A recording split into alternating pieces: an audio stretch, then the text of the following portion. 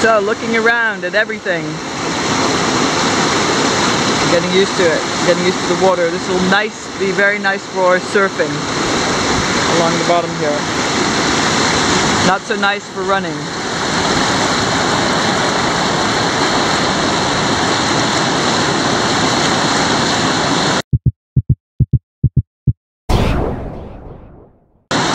They're looking and naming the parts here as well. So we river downhill, river right, river left, eddy line, eddy. Small hydraulic hole, pour over, mid-river eddy, channel. Green tongues are channels. We like them. Swimmers with no equipment, it's good if they're local. Fine. Enjoying. See how strong they are. They know where to stand in the current. And you don't film them, that's very rude. Lots of diplomacy. Standing and looking very carefully about what the rapids are going to be doing, and then making good decisions about carrying the boat around. Yes, well done. All sorts of different boats here today. So in this segment we're going to be talking a lot about managing intensity, and as I'm working up my paddle gear here, getting ready to go out there, I'm going to be putting all this armour on. But most important, it's about, oh, here's the board, we'll talk about later what all these extra things are. But most important in Whitewater is naming of the parts again, and the concept here is when to grasp and when to let go. So the leash, on the lake, the leash is a static thing. It just connects you to the board. On the lake you always want to be holding on. In Whitewater it's different, because in Whitewater you have rocks and things that can hold you underwater, and the water itself is very powerful. So we'll see that in a bit. So the first thing that you'll notice is that my connection to the board has become different. I can't abandon it. Right, and this is a rope, a proper line with a proper carabiner that I can use for helping other people with. This is why it's bright. So I've tied it here in a way that I can quickly undo it so I can use it in a way that I can, they're just practicing their whistle signals, right? In a way that I can grasp, even with my hand being very cold, and I can get my hand into it, or I could clip it with a carabiner, but not through it, and certainly not with gloves. So very important part of Whitewater, and of course in the art, it's the ability to know exactly when to let go in the kukan, when it is better to be without the board or your weapon or your paddle or anything else. So we'll do a bit of that and then we'll see. So here we are at the river. This is the entrance to the Isarburg. I'm just checking in my pockets that I don't have my iPhone or anything there. So we are, today we're going to work on high intensity Sui-ren, so we're going to go in the Whitewater over there. You can hear it. River life. This is called low intensity river. And where we're going on the Isarburg here is, to most intents and purposes, it's medium intensity. But intensity is a matter of your own perception as well, so it doesn't really matter. For me this is medium intensity, so it's going to be playing in the river on the SUP. We're going to go through a sharpened version of distance, angle, rhythm, timing. You're going to see me take Kamae and Kata on the board with my paddle also. So you're going to start to see the paddle come into action in much more dynamic ways, like you would with a bow stick, or naginata, or yari, or so, whatever your long stick thing is. I'm going to talk a lot about armour, hot armour, because it's hot today, but I need to wear neoprene to be safe in there, and quite a bunch of other things, so I'll talk about armour and how to handle armour, and about grasping, letting go. when to do what, and of course in the river you now have a completely different naming of the parts. So we have here in this gentle river, we have what you can see already underwater is what these are the things that shape what the river is going to be doing, these rocks under the water. And there you'll start to see the rapid. That's the so-called event horizon. And by looking at the water, when you start getting used to reading the river, and we'll go into that a bit, by looking at the water, you can see what kind of rocks are underneath it. And at this kind of relatively low level of water, we want to be very aware of the rocks because they hurt a lot. And they can kill you, they can trap your foot. They are the reason that the water is exciting, together with slopes, so gravity. But they're also the thing that is dangerous. So we'll be taking a lot of care about that today. And like we said before, the faster things go, the slower you go. So we've been here a good half hour already, just looking at the rapid, seeing how other people are running it, and getting used to the feel of it, and going very slowly. And so now it's about having a scout at it and a look at it from above as well, which we'll do in a moment. And I want to do the talking here because again we have noise, so we have very different communication topics. We have hand signals and whistle signals. This is the universal hand signal for okay. Right? If you see someone doing this to you, please respond in kind if you are okay, and if you're not really okay. Right? Okay, not really okay. Point to where you want the person to go, never to the danger. And this, we'll show you some more river signs, and you can anyway look them up, so no, I'm not going to bore you with that, that's boring. Look it up, don't be lazy. Big thing about the river is don't be lazy, be pushing forward, very aggressive paddling, just at the right moment. Rhythm, lots of rhythm about where you are on the board, how fast you're paddling now, where you're going to put the paddle in next, and turn the board with the shapes in the river to make, to power through things. So this is also about pointing the dragon. We like to call this. It's about choosing your line and adapting it as you learn more about the situation. So exactly the same as with the art again. And so we're just going to kind of get ready for that a little bit. We have all afternoon. It's a single play spot. It's the most relaxed way of playing in the water.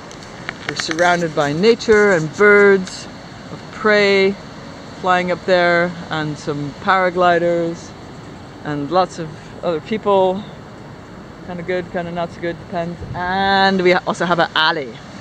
So maybe Ali will go in the pack raft today, we'll see. She's actually done this river with me a couple times in the pack raft already. And we've done a few overnighters on the easier Whitewater uphill from here, upstream from here. You can see all those on the channel. So, enjoy that. Watch the water, it'll tell you what's happening underneath. See? Carefully look at everything. Long, so the short, medium, and long distance. There you go. All the features that we see here in small, like this little eddy line here, coming off this end of this rock, we will later see in large on the rapid. So it's simple. So it's the same thing, big or small, fast or slow. Hard. Yeah, you had it. Okay. Oh. I can't see them now. Always paying attention to others. Yep. I'm just going to have a look and see if they need us. We probably don't because they have a whole bunch of guides there. I hope. I would assume you're the only rescuer on the river. Okay. Good. Wow. Yeah, okay. So, your wading stick, which you can also reach out to people with. Still filming it? Okay. So your wading stick that you can also reach out to people with. And you can press to help you stand in the water. Lots of things in a bit about how to stand in the water, but always assume you're the only one who's going to help anybody, because it troubles. You must see what's going on and how to play your part. And if they've got it covered, leave them be. Especially if it's commercial raft guides, then just make eye contact or be in a place where they can make eye contact with you in case they need to pull you help. Otherwise, don't. Yeah. Look, some smart people. Yes, they went across. See, they went across. Yeah. They went to the Borg there. Yeah. And they're going to scout the river and decide if they're going to portage or run it. Yes, like the other people should have done. That's what most people do. Yeah, that's what the smart people do. Anyway. Yeah. So we're not going to get too upset by this. Okay. You will be very upset. All right. When you are around other people, and this is also in the art, right? You have civilians around you, other people. You have to think carefully about them as well, and when do you have to involve them or not involve them or move them out of the way or put them in security without getting completely overwhelmed by it all. So you also have to know when to ignore them, which like those people are going to ignore. Alright. Good? Yep. Alright, shutting off. Yep.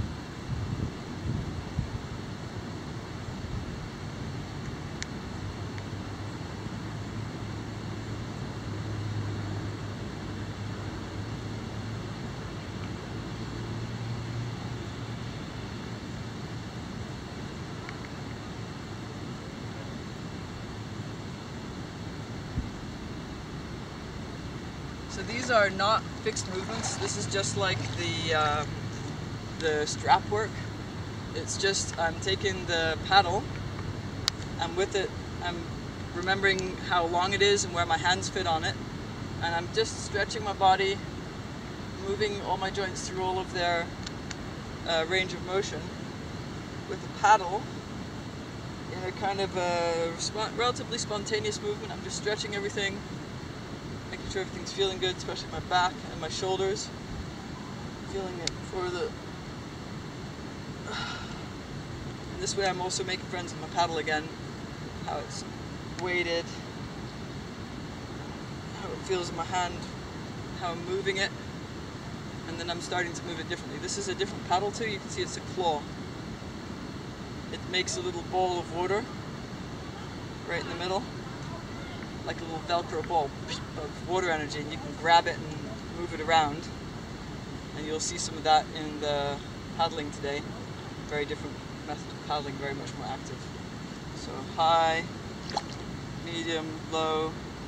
Seen all these things before. Racing,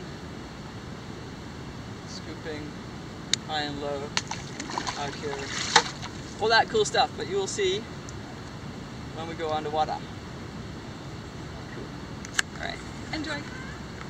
In the book called Winnie the Pooh, a children's classic, there's a game called Poohsticks.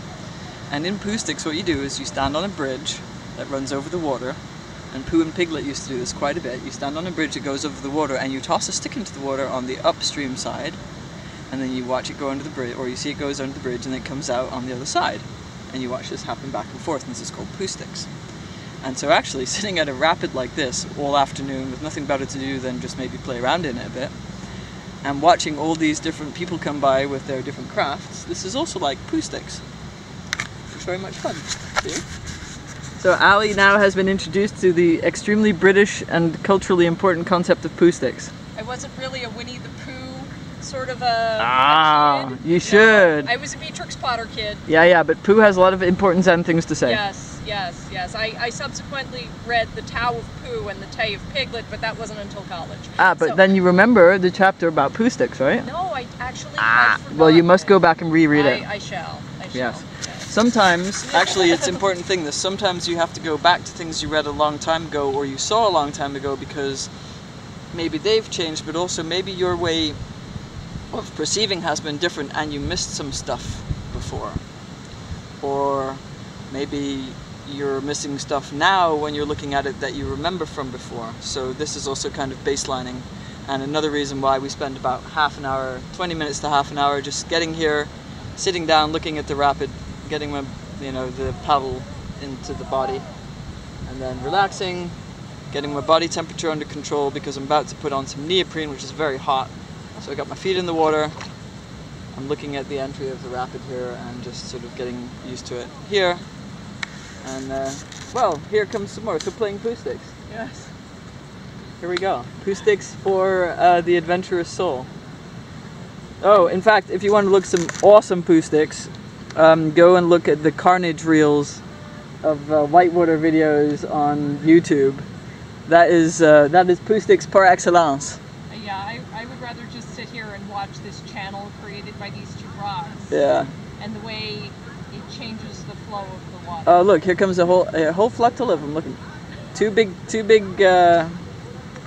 barges, and 4 outriders. So, if this were raiders, now think about this, you guys. This is also Sui-ren.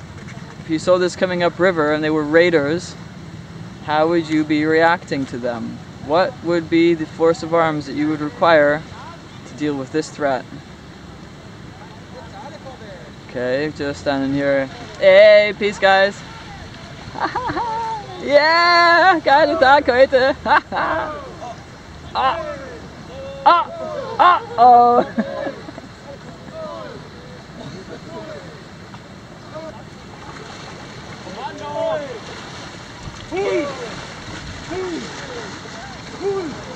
Pulling for their war queen. That's a girl in the back there. Every guide has a different flavor, and each of them will have their boat in a different feeling. It's just like riders on horses have different feelings on the reins. So you have your boat in grip, or your team in grip, in lots of different ways, also depending on, what the water is really doing and so on. So plenty of things to think about. You can't talk about them everywhere because down there in the medium intensity, it's noisy. So I can't talk to you out there. Alright, and there come the next one. So, anyway, time to go. So, recording? Okay, so what I'm doing here is I'm walking, managing a big thing with a blade on the front. This would be like a naginata or a spear. And this is about small unit tactics as well. So she's up there. She will have probably a small shield and a sword, or maybe I'll be the other way around. But she's up there, and this is just taking up the space of 2 people. It also means that we all know how to be around it, and we are not having our threat detectors, our sensory things are close to me thing, which I get if you get too close to someone moving something fast. Because we also have other things here like other pedestrians and fast cyclists. So the same principles of how to move in with 2 people on a battlefield with something pointy, and how you can defend your buddy while he's fighting. You can be keeping the people off of him and off of you, right? And he's up front there with his short, fast stuff, and you're down here with the cargo and everything. So it's just about thinking also when you're moving together, and on the river you do move together a lot in strong forces all the time. So in some ways this bicycle path is very similar to the river, because the river you can't go everywhere and you can't just go anytime. You have to use the right moment, and sometimes the kukan is small enough that only one of you fits in it at a time. And certainly the nicest line, only one of you will fit in at a time, and sometimes it's not even there, where it changes because the river motion is changing and the shapes are changing. So it's a lot about living inside of your paddle and letting the board or your boat or whatever else just be armored legs, essentially. So what we do is that we start the whole day with a warm-up on just playing in the water, which Ali and me are going to go do now, because we're really keen to get into our neoprene and put our helmets and PFDs on, some nice shoes, and go jump in the river because it's hot out here. Oh. We're going to show you all about that, and then we'll get on to, boards and all that and fly like it. Alright? Okay. Okay, let's go play. Here we go, like these guys. We're going to go play in the water. Look at that. This is a play spot for playing.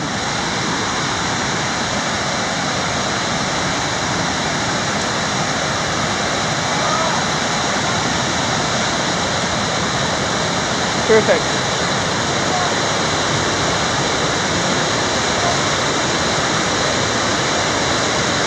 Yeah. That's Carlos. That's Carlos from the Andes, isn't it? From Peru.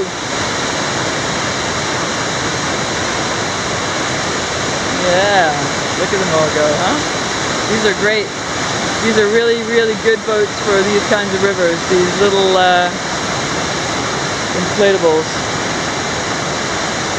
Alright, this guy over here, for instance, I don't like. You've got a raft guide in there with no neoprene on. It's okay for the guests, but he's going to have to take some impact on his arms if he's in the water to help someone. Wow, check this out. I'm good with this. Yep, he's awesome. Yeah! Woohoo! Yee! Super! Awesome! Look at that. That's the proper way to teach a child how to do it. Awesome! Yep, great. Little boats. Yeah, so you can make a mistake, it doesn't matter. Okay? Oh, they're making all sorts of mistakes here. Every one possible, but it doesn't matter, right? Hey, now watch.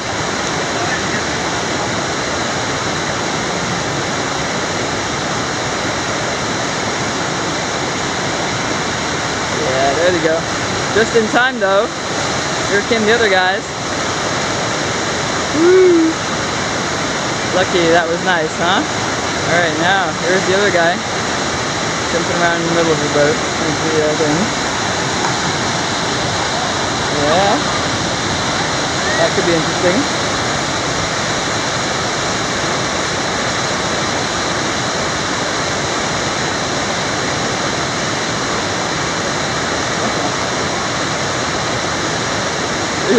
Okay, they just make it okay for you. Whatever you do. You're fine. That's the epitome of a friendly boat right there. Okay, wetsuit, okay. It's about keeping your balance.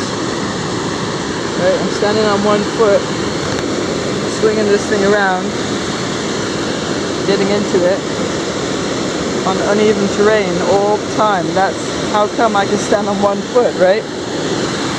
That's how come I can stand on this thing. So I'm always doing it. Even if I could sit down, I don't wanna. I wanna stand on one leg all the time. And since there are other people about, you know, I start to become discreet. So I'm wearing a shirt. I let it hang down when I'm getting changed. Because we've got lots of folks here, right? And discretion is the beginning of stealth, right?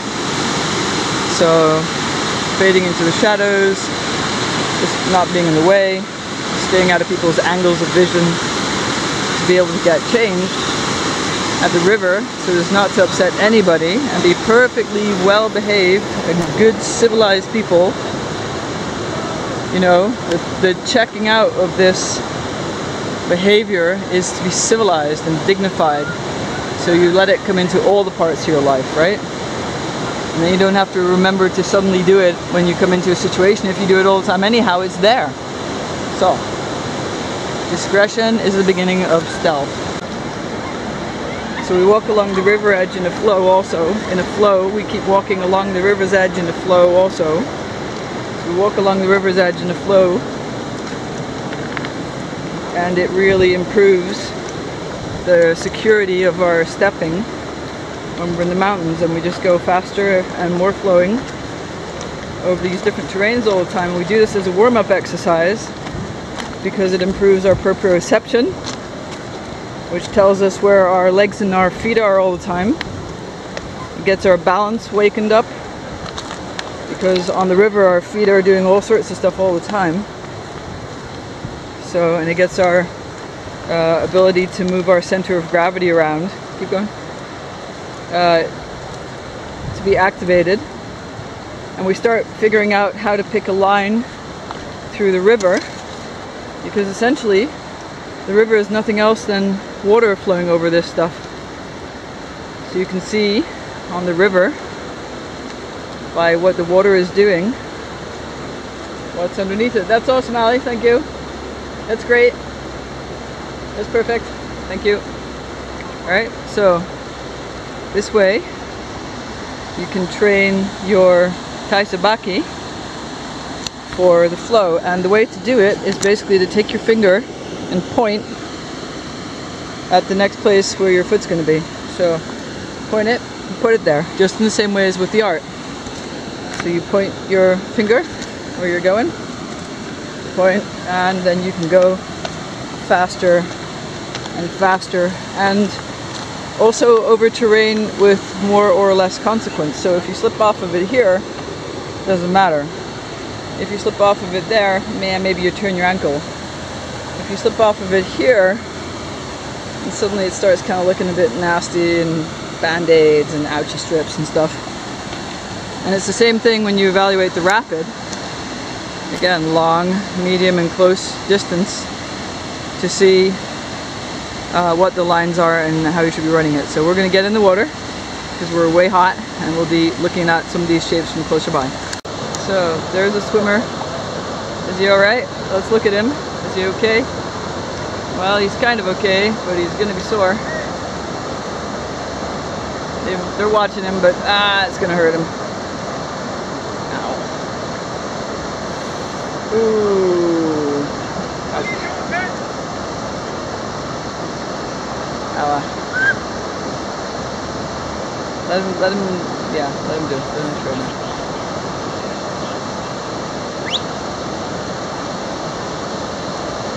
Yeah, that was guidees for fucking idiot. Yep. Yeah, jump.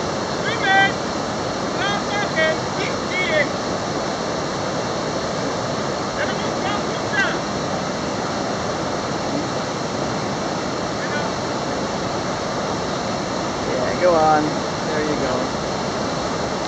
So you see, even if something as easy as that is fucking painful. Yeah. Come on. Swim. Alright. Yeah, it could be worse. So your face has sensors that detect cold water, and it's important to activate them because you have reflexes in your body that need to get activated by the cold water, like you have changes in heart rate, blood pressure, and things like this. To the extent that we use them in freediving quite a bit, these reflexes, we activate them on purpose to be able to use them for diving. Oh look, here comes some of these bunch of Canadians. Let's see, looking nice. Yeah, would love to have seen some PFDs, but whatever. Let's do some. Nice. Yeah. Voila. Not so hard. Not so.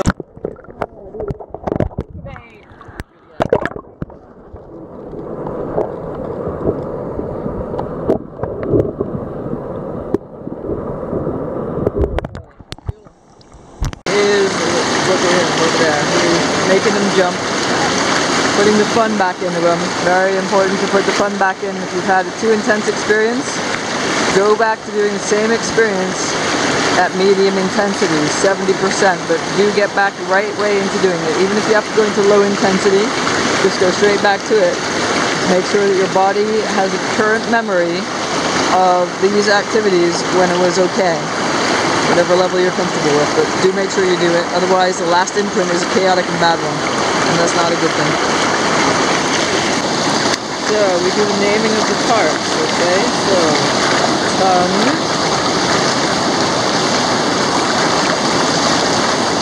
curler or boil, another boil.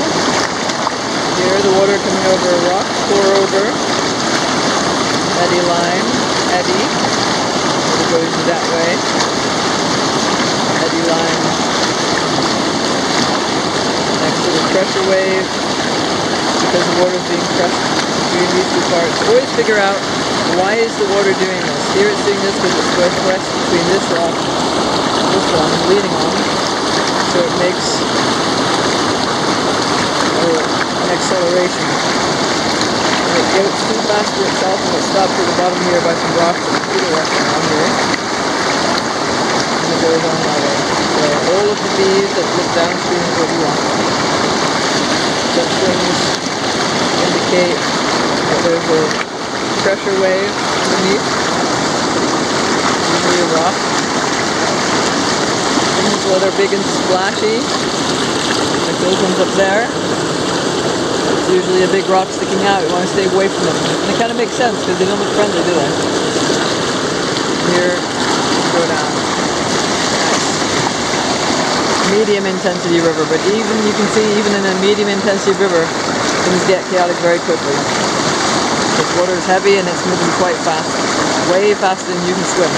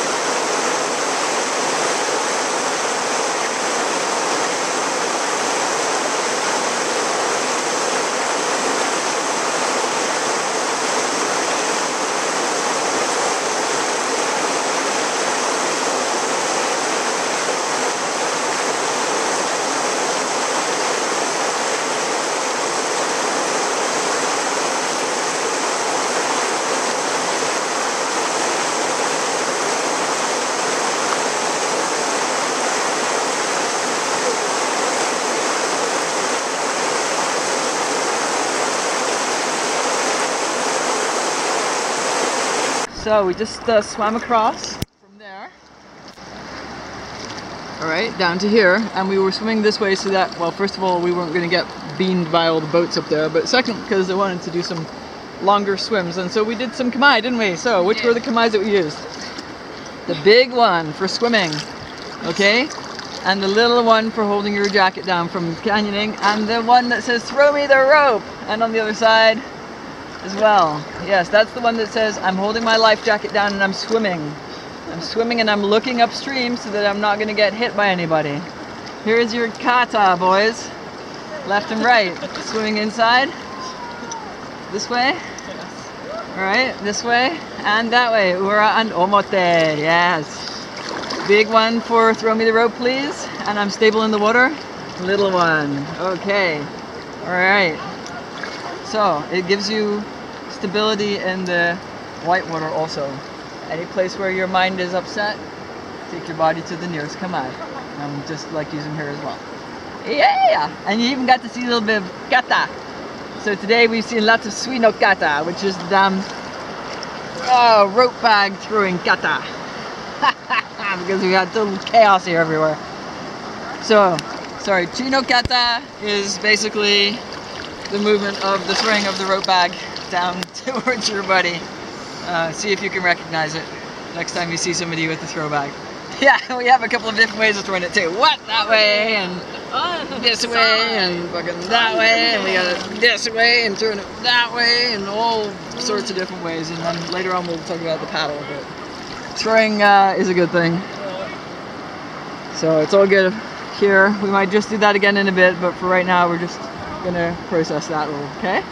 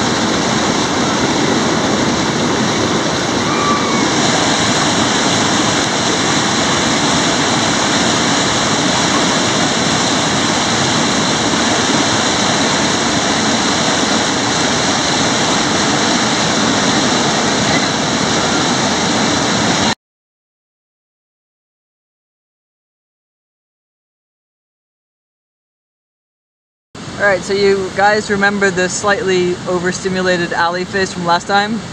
This is that, but like at medium intensity. So Ali got nuked today, didn't you? Oh, indeed. So what we've been working on with Ali is to widen the kukan for her sensorium. That's big words. What it means is you've got a part of your brain that's a threat detection center, and your threat detection center will shut your information flow down if it's frightened. Yes. That's why you get tunnel vision, or a person gets tunnel vision when they're scared. So, the more we enter into Kamae, the more that part of your brain there, I forget what it's called, is in a state of detecting a threat because it's going, oh, I'm in a Kamae and I'm feeling alright. It literally opens a tap on how much of the real stuff that's happening around you is allowed in. Yes, yes. So the first time we swam was chaos. Tell me about that. Oh, indeed. It was, I was looking up river and I was seeing people out of my peripheral vision jumping into the beam and swimming down, but I wasn't processing any of that information.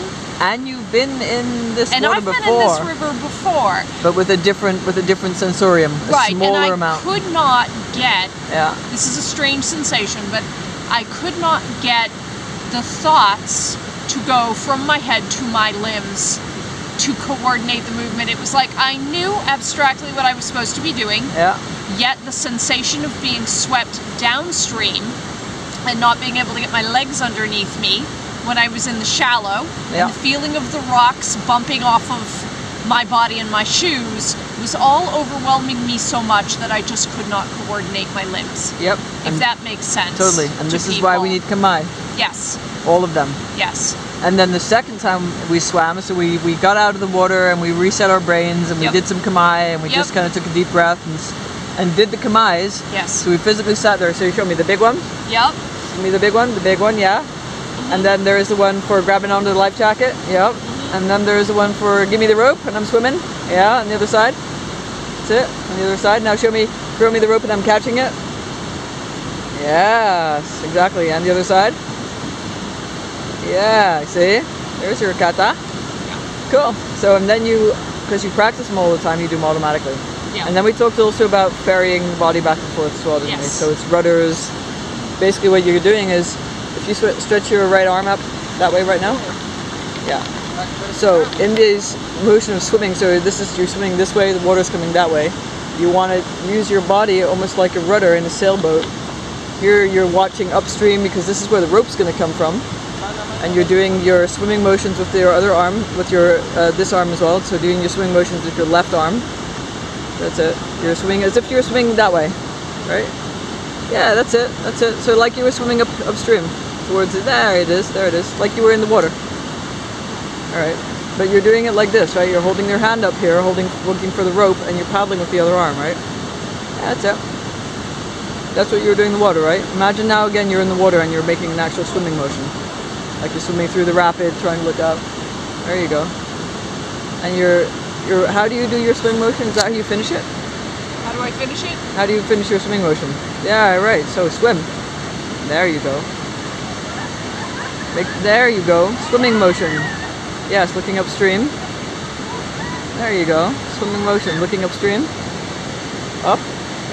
There you go. Look where you want to go. Upstream. Hey, look upstream. That's it. Looking upstream for the bag that somebody's going to throw to you so you don't get it in your face. There you go. And now you see in this position, the water, she can control how the water is going to flow. It's going to come down here, and she wants it to flow, keep going, she wants it to flow this side, push her towards there. So even this is about angles.